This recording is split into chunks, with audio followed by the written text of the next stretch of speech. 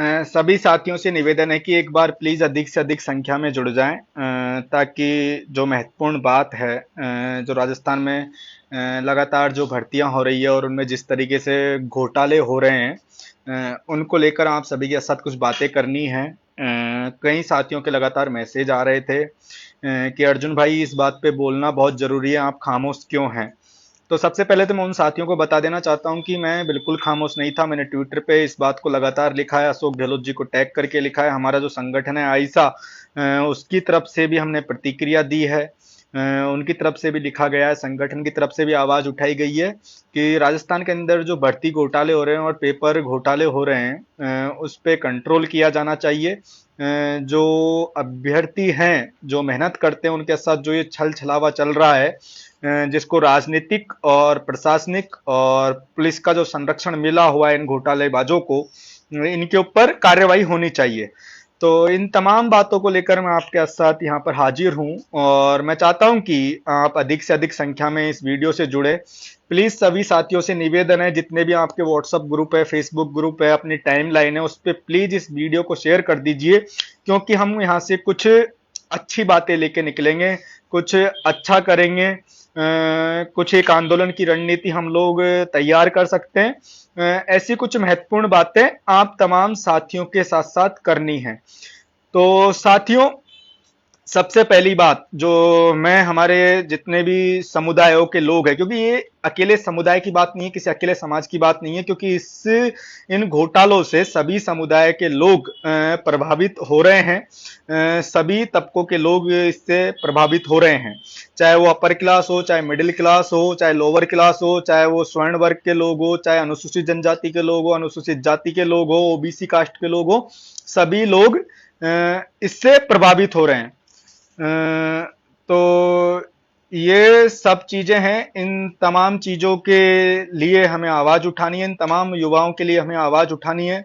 अब सबसे बड़ी बात ये कि साथियों, राजस्थान के अंदर कई संगठन बने हुए हैं जो युवाओं के लिए आवाज उठाते हैं, बेरोजगारों के लिए आवाज उठाते हैं। लेकिन आपने हमेशा एक चीज नोटिस करी होगी कि वो लोग जब भी आवाज उठाते हैं, आप लोगों को आंदोलन के लिए जयपुर बुला लेते हैं, आपसे प्रदर्शन करवाते हैं, धरना प्रदर्शन करवाते हैं, और अंत में जाकर आप क्या देखते हैं कि वो लोग मुख्यमंत्री के साथ टेबल पे लंच कर रहे हैं या शिक्षा मंत्री के साथ बैठकर टेबल पे लंच कर रहे हैं, और अगले दिन आपको पता लगता है कि जो आपसे वादे किए गए थे उनके साथ उन लोगों ने समझौता कर लिया है। मैं उन लोगों के नाम नहीं लेना चाहता हूं, लेकिन आप उन तमाम लोगों को जानते हैं जो राजस्थान के अंदर कई संगठन बनाकर आप लोगों की लड़ाई लड़ने की बात करते हैं। सबसे बड़ी बात यह कि युवा आपकी लड़ाई नहीं लड़ रहे हैं, ये अपने राजनीति चमका रहे हैं। ये लोग अपना राजनीतिक वजूद तैयार कर रहे हैं, आपके नाम पर आपको ठग रहे हैं। आपको केवल एक उन्होंने मोहरा बना रखा है। जिस तरीके से राजनीतिक पार्टियां लोगों को गुलाम बनाती है, राजनीतिक पार्टियां जिस तरीके से जयकारे लगवाती है, उसी तरीके से ये लोग आपको केवल एक प्रोटेस्टर्स के तौर पर इस्तेमाल कर रहे हैं और आपके हितों के साथ समझौता कर रहे हैं। आपको नहीं पता लगता कि ये लोग गुप्त में क्या मीटिंग करते हैं, क्या सौदे करते हैं, जबकि आपकी जितनी भी मांगे होती हैं वो कभी भी पूरी नहीं होती है। चाहे वो भर्तियों के जितने भी रिजल्ट अटके हुए हैं उनको लागू करवाने की, जारी करवाने की मांग हो, या फिर जितने भी घोटाले हुए हैं भर्ती परीक्षाओं में उन भर्तियों को रद्द करवाने की मांग हो, हमेशा राजस्थान का युवा ठगा गया है इन युवाओं नेताओं के माध्यम से। तो मैं आप तमाम साथियों से कहना चाहता हूं कि हम लोग कुछ युवा एक फ्रंट बनाते हैं, हम बात करते हैं। कई साथियों से मैंने नंबर मांगे हैं, मैं तमाम साथियों से कह रहा हूं जो भी लोग अगर चाहते हैं कि इस आंदोलन का हिस्सा बने, वो तमाम साथी इस लाइव के यहां पर कमेंट बॉक्स में अपना नंबर छोड़े, अपना नाम लिखे, अपनी भर्ती का नाम लिखे। हम तमाम साथियों को फोन करेंगे और हम नहीं चाहते कि कोई आपके आंदोलन के साथ समझौता हो, आपके आंदोलन को कोई राजनीति की भेंट चढ़ाए। हम लोग चाहते हैं कि आप लोग ही नेतृत्व करें, आप लोग ही आगे आए, हम लोग आपका समर्थन करेंगे, आपके साथ कंधे से कंधा मिलाकर इस लड़ाई को लड़ेंगे। अब सबसे बड़ी बात यह है कि आप लोगों को यह समझना पड़ेगा कि अब वो दौर आ चुका है जब पैसे वाले लोग ही, या फिर जिनको दहेज में पैसा चाहिए, वो लोग ही एग्जाम पास करेंगे जो पैसे की व्यवस्था कर सकते हैं। मैं आपसे ये कहना चाहता हूं कि अगर आपका कोई भी जानकार एसआई की भर्ती के अंदर आपका कोई भी, देखो मेरे ये शब्द है, ये लाइव में डिलीट नहीं करूंगा, ये लाइव यहीं मौजूद रहेगा। आप मुझे ये बता देना, अगर आपका कोई भी पढ़ने वाला स्टूडेंट जानकार ईमानदारी से एसआई की भर्ती में सेलेक्ट हो जाए, तो आप मुझे बताना कि अर्जुन भाई ये लड़का ईमानदारी से एसआई की भर्ती में सेलेक्ट हुआ है। मैं आपसे कहना चाहता हूं केवल 10% या 15% लोग होंगे जो वास्तव में ईमानदारी से सेलेक्ट होंगे, वरना इस एसआई की भर्ती के अंदर इतना बड़ा घोटाला हुआ है। यानी कि आप ये मान लीजिए पेपर खरीदने वालों में ही कंपटीशन है, यानी कि पढ़ने वाले स्टूडेंट तो बिल्कुल गायब है, केवल वही लोग रेस में है जो बहुत ज्यादा ब्रिलियंट है। जो नॉर्मल स्टूडेंट हैं वो तो इस रेस से बिल्कुल गायब हो चुके हैं। जो पैसे दे के नौकरी लगने वाले हैं वही लोग इस रेस के अंदर हैं। जो नॉर्मल स्टूडेंट है वो अपने आप को रेस से बाहर समझ ले, क्योंकि हमें पता है, कई लोगों से मैंने इसमें बातचीत करी है जो इस तरीके की घटनाओं की वजह से प्रताड़ित हुए हैं। उन्होंने बताया कि अर्जुन भाई ऐसे ऐसे लोग हैं, एक एक जगह 80-80 लोग एक एक सेंटर पर पेपर खरीदे हैं। तो आप बताओ, एक सेंटर पे 80-80, 90-90 लोग अगर पेपर खरीद रहे हैं, तो राजस्थान के अंदर कितने सेंटर थे और कितनी सीट भर्ती है, फिर कितने लोग चुने जाएंगे ईमानदारी से? आप लोग ये बताओ। वास्तविकता ये है कि केवल चंद लोग ही चुने जाने वाले हैं। रेस में वही लोग हैं जिन्होंने पैसे दिए हैं।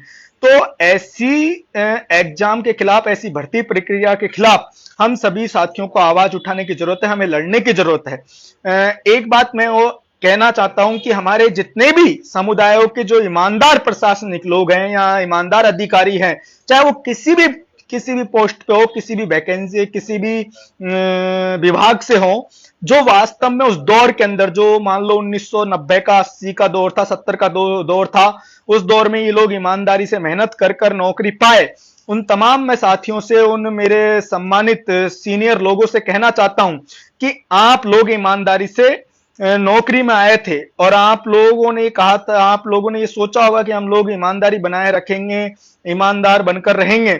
अगर आप में थोड़ी सी भी ईमानदारी है और आप इस सिस्टम को बदलना चाहते हैं और आप लोग चाहते हैं कि आप एक गरीब परिवार से निकले और आपने एक ईमानदारी से नौकरी पाई, तो और आप लोग चाहते हैं कि इसी तरीके से गरीब परिवारों के स्टूडेंट, जो मेहनती स्टूडेंट हैं, चाहे वो लोग भी नौकरी में लगे, उनको भी नौकरी मिले, उनको भी अपनी मेहनत का फल मिले, तो उन युवाओं का साथ दीजिए, उनकी आवाज उठाइए, उनके आंदोलन को समर्थन दीजिए।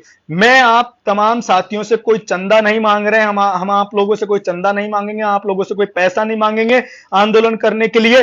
बस हम लोग आपका समर्थन चाहते हैं, क्योंकि हम चाहते हैं कि राजस्थान का ये सिस्टम खत्म हो।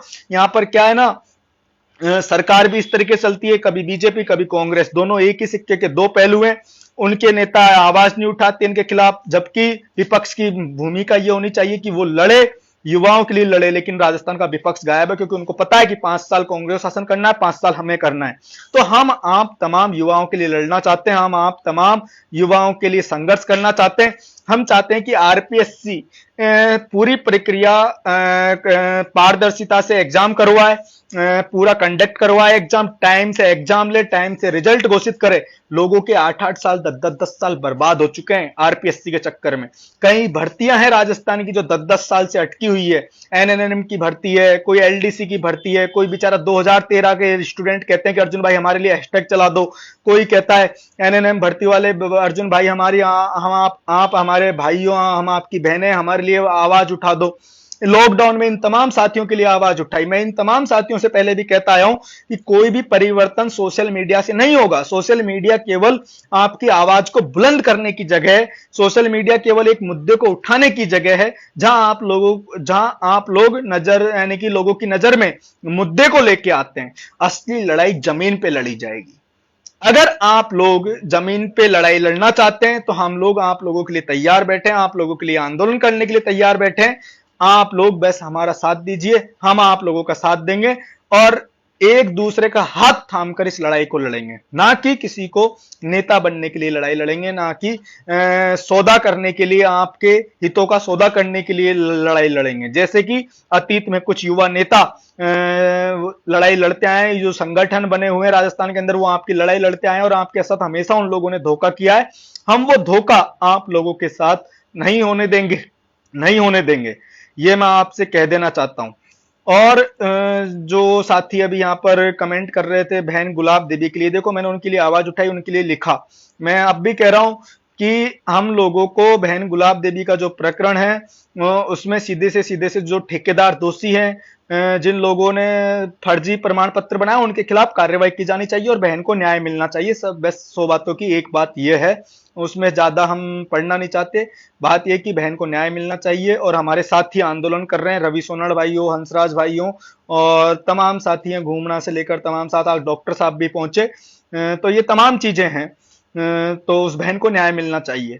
बाकी इस भर्ती के बारे में, इन तमाम भर्तियों के बारे में यही कहना, जैसे कि अभी रीट की भर्ती होने वाली, कई साथी लिख रहे थे अर्जुन भाई रीट के पेपर अभी से ही सौदे हो रहे हैं लोगों के, तो मतलब, और मैं आप तमाम साथियों से कह देना चाहता हूं कि आपका कोई दोस्त अगर पैसे देके आपको नजर में है कि ये पैसे देके नौकरी लगना चाहता है, उनकी शिकायत करिए, बैक ऑफ की शिकायत करिए, क्योंकि आप लोग अगर खामोश रहते हैं तो एक सीट आप बिगाड़ रहे हैं, आप करप्शन को बढ़ावा दे रहे हैं, आप गलत कामों को बढ़ावा दे रहे हैं केवल इस वजह से कि वो लोग आपके जानकार हैं या वो आपके दोस्त। अगर आपको पता लगता है कि वो गलत कर रहे हैं तो उनके खिलाफ आवाज उठाइए, उनकी शिकायत करिए।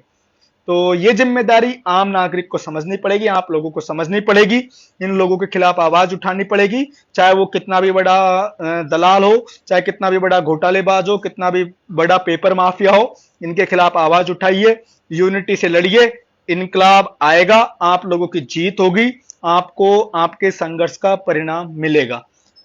अंत में मैं यही कहना चाहता हूं कि जो भी साथी इस आंदोलन का हिस्सा बनना चाहते हैं वो कमेंट में अपना नाम, अपना मोबाइल नंबर और अपनी भर्ती का नाम लिखे। धन्यवाद। इनकलाब जिंदाबाद।